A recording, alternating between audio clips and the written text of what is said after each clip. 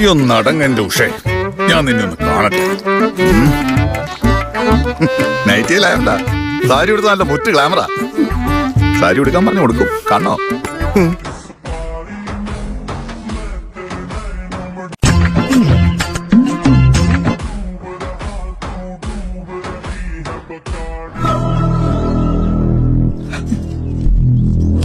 അത് ശരി, ഇതാണല്ലേ നേരത്തെ പറഞ്ഞ കണ്ണിന് കുളിർമയുള്ള കാഴ്ചകൾ.